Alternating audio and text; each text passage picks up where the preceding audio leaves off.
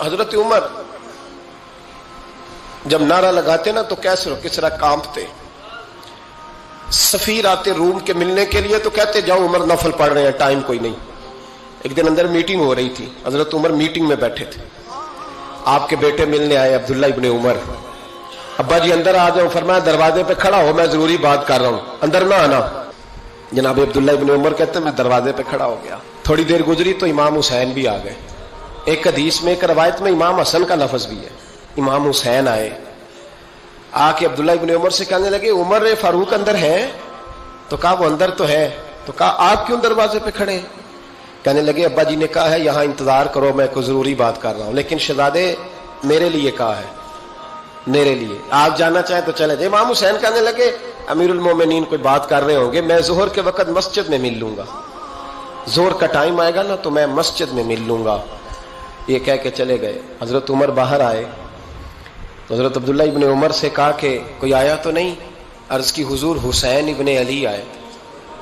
حسین ابن علی. تو کہا اندر کیوں نہیں بھیجا؟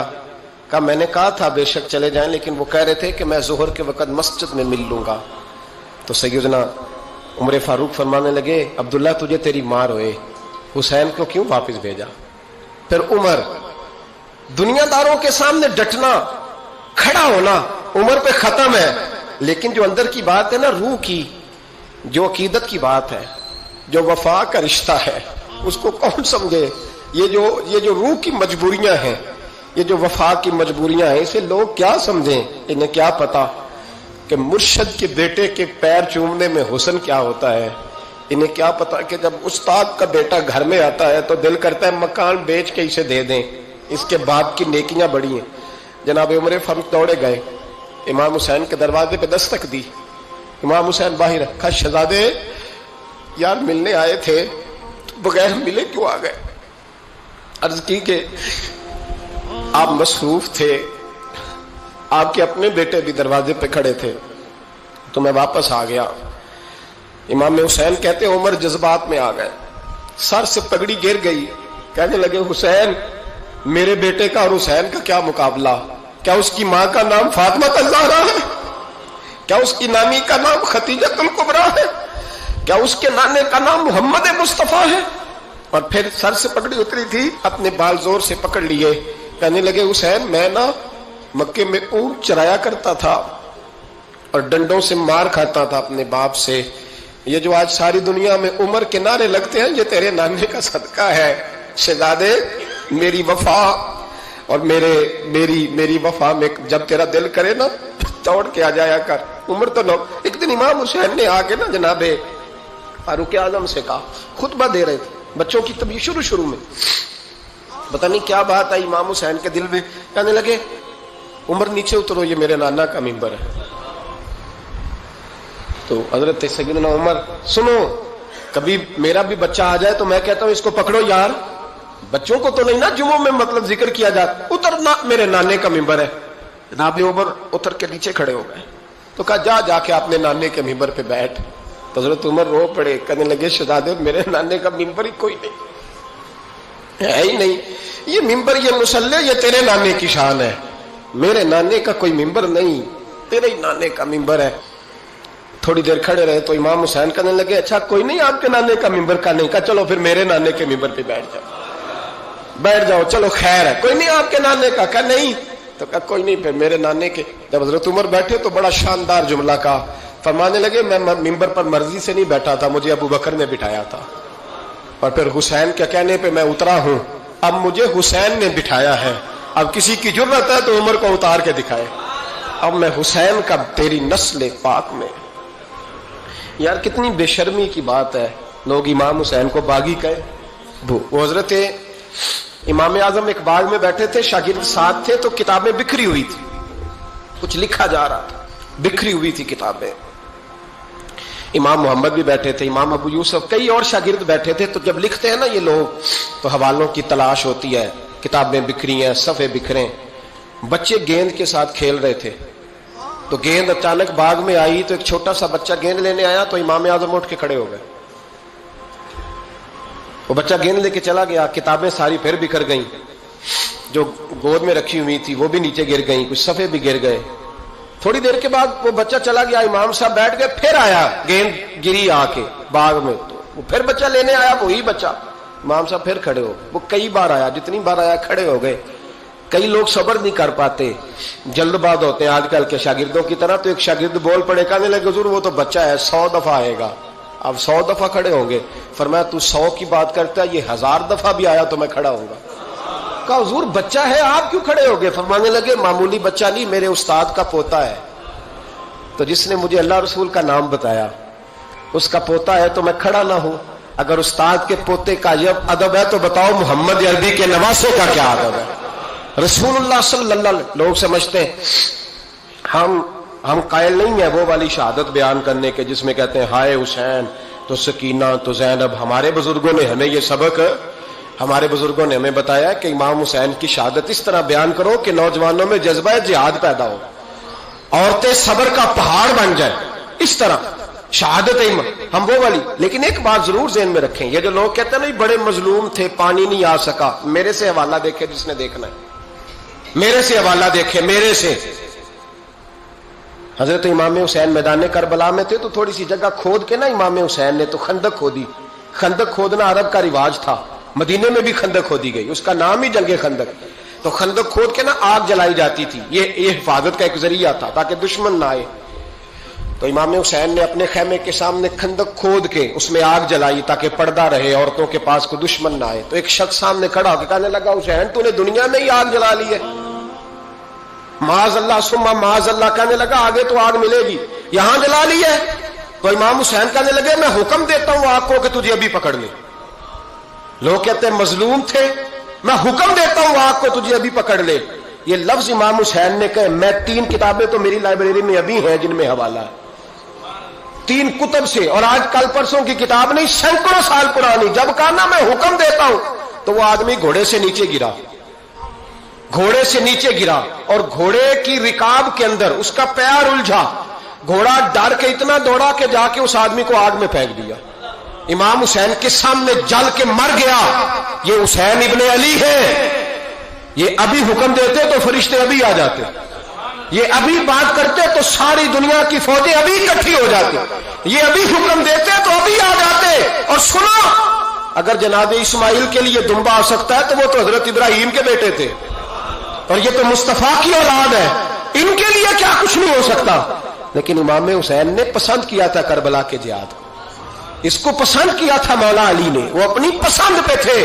कोई आदमी इस तरह ना बयान करे कि बड़े मजलूम थे तो बड़ी मुश्किल में थे तो बड़ा रोते थे बड़े, और कोई शख्स ऐसी बात। यहां तो तमाशा लग गया है, तमाशा लग गया है। एक वो है जो आजकल कह रहे बस जी वो तो 2 शहजादों की जंग थी, उन्हें भी शर्म नहीं आती, और एक मिंबरों पे चढ़े हुए हैं, चेहरे पे दाढ़ी कोई नहीं, सर पे टोपी कोई नहीं, बाजारी सा अंदाज है, कभी दौड़ के इधर जाते हैं, कभी भागते हैं, कभी कहते हैं ऊंचा बोलना, पैरों पे खड़ा होना। ये लोग बयान करेंगे इमाम हुसैन की बात, ये लोग बयान करेंगे। बीबियों के मसाइब पढ़ रहा हूं, वो और बीबियां होती हैं जो हाय हाय करती हैं, वाह बेला करती हैं। ये मेरे नबी का खानदान है, ये मेरे नबी का खानदान है, नबी का खानदान। मैं हवाला दिखाऊंगा, मुझसे सुनो हवाला। हजरत सैयदा ज़ैनब ने सारे जनाजे देखे, भतीजों को, भांजों को, सबको शहीद होते देखा। औरतें डरती मैयत को हाथ नहीं लगाती, चीखती है बीबियां। लेकिन हजरत जनाब ज़ैनब ने पता क्या देखा था, वो सुनना जरा। इमाम हुसैन की लाश मुबारक करबला में पड़ी थी और इमाम हुसैन का सर काट के नेज़े पे चढ़ाया गया था, और वो बीबियों के सामने सामने खाली सर चढ़ रहा था, और सैकड़ों मील का सफर करके दमिश्क के बाजारों से गुजरता वो सर गया। आज मैं सर की बात नहीं करता, सर की, आप मर्द हैं, जवान है सारे, यहां किसी का कटा हुआ हाथ फेंक दिया जाए ना, हाथ तो लोग चीखे मार के दौड़ जाएंगे, बल्कि हाथ तो दूर रहा, किसी की उंगली काट के यहां फेंकी जाए तो लोग चीखे मार के मर्द दौड़ जाएंगे। लेकिन कटा हुआ सर देखा, लाशें देखे। यजीद का दरबार आया, बीबी साहबा को ना ऐसे औरतों ने अपने हाले में लिया है, सैयदा ज़ैनब वहां बैठ गई। तो जब बोला ना यजीद दरबार में, कहने लगा कि देखो अल्लाह ने इज्जत वालों को इज्जत दी, माज़अल्लाह सुम्मा माज़अल्लाह।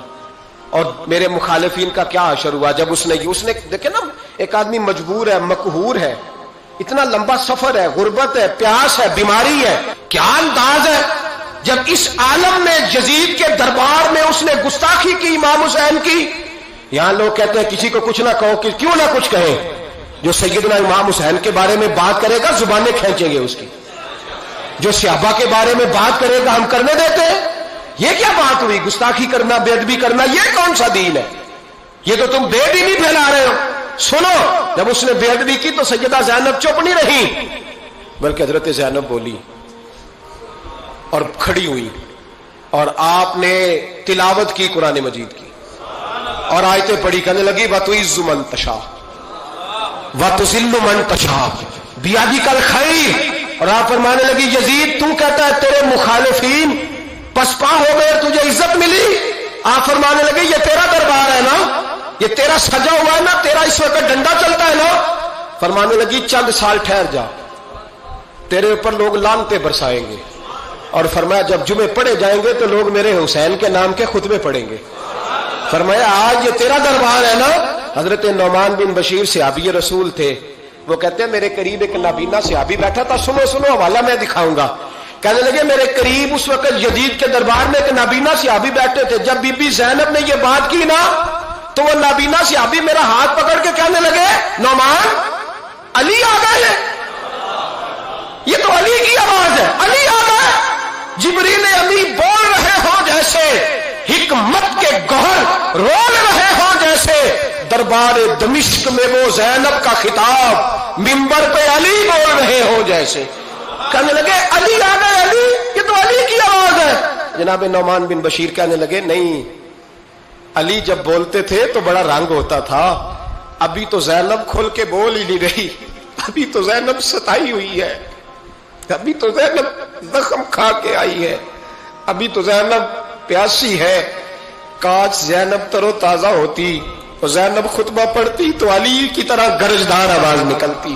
یزید کے محل کانپتے, جبریل امی بول رہے ہوں جیسے, حکمت کے گوہر رول رہے ہوں جیسے, دربار دمشق میں بی بی زینب کا خطاب منبر پہ علی بول رہے ہوں جیسے.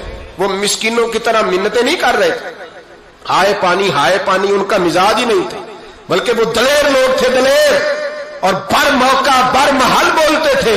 یزید آیا دربار میں, جب یہ سارا قافلہ وہاں پہنچا تو یزید دربار میں آیا, اور جب وہ دربار میں آیا تو بادشاہوں کا طریقہ ہے, گاڑیاں, اب ہمارے بادشاہوں نے روٹر والی گاڑیاں رکھی ہوئی ہیں, وہ یوں یوں چلتی ہیں, شور ہوتا ہے پیچھے. اس زمانے میں کہا جاتا تھا با دبا ملازہ ہوشیا, پیچھے ہٹ جاؤ پیچھے ہٹ جاؤ, نعرے لگنے لگے.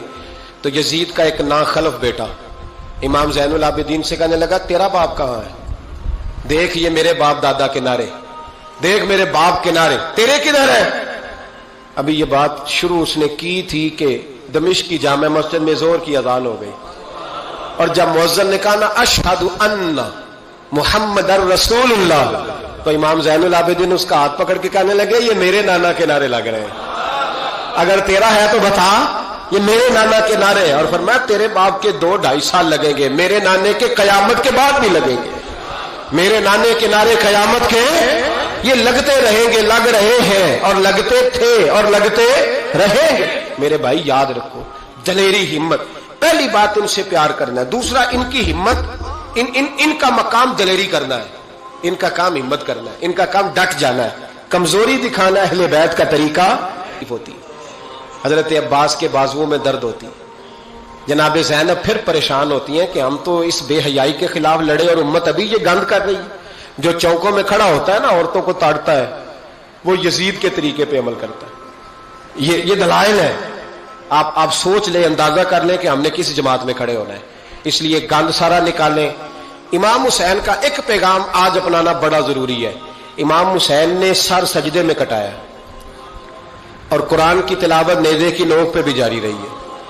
اس لیے آج کم از کم 10 نفل امام حسین کی سنت سمجھ کے ضرور پڑھیں گے انشاءاللہ. جنہوں نے روزہ رکھا ہے بڑا اچھا کیا ہے, چلو جو نہیں رکھ سکے پھر بھی نفلی ہے, کوئی فرض نہیں. کم از کم 3 دفعہ سورت یاسین کی تلاوت آج ضروری ہے امام حسین کے لیے. کریں گے انشاءاللہ تعالی. اگر وہ نیزے کی نوک پہ پڑھ سکتے ہیں تو آپ ان کی خاطر بھی تو پڑھ ہی سکتے ہیں نا. تو بہت ضروری کام آج نفل پڑھنا ہے, اور بہت ضروری کام آج قرآن پاک کی تلاوت کرنا. کریں گے انشاءاللہ تعالی.